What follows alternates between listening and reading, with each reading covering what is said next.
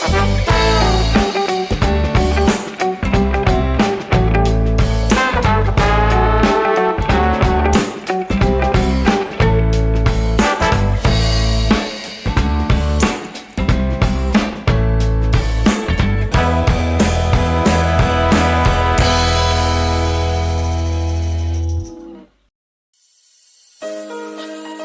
dito sa ating bagong show sa Tricalb TV, ang Kusina Pinoy.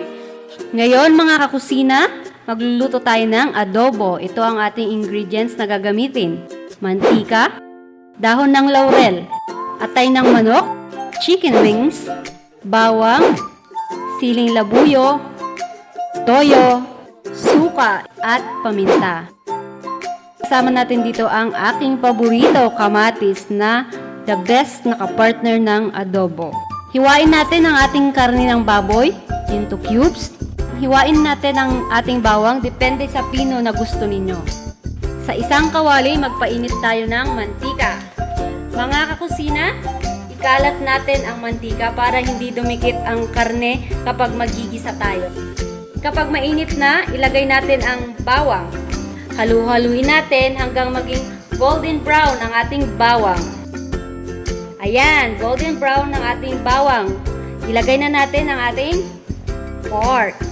Hintayin na maging golden brown ang ating pork.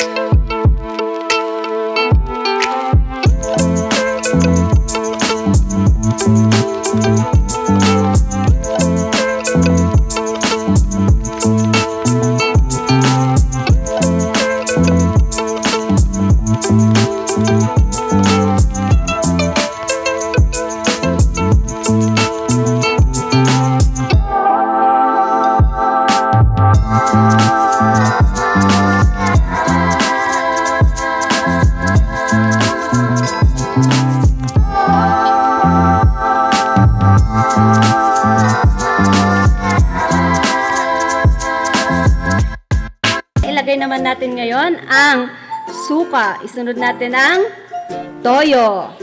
Haluin lang natin mga kakusina. Ngayon, ilagay natin ang ating dahon ng laurel. Isunod natin ang paminta.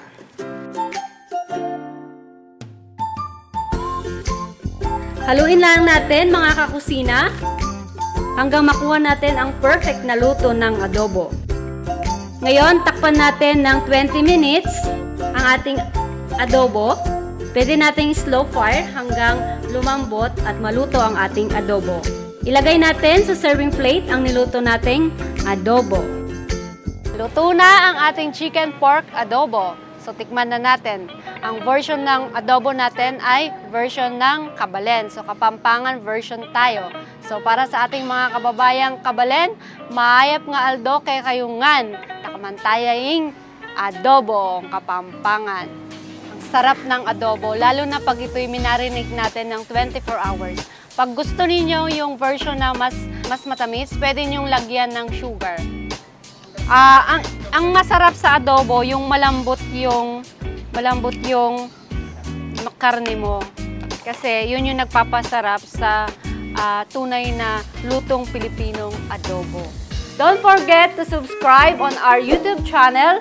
So click down below and then follow us on our Facebook at Tricalb TV.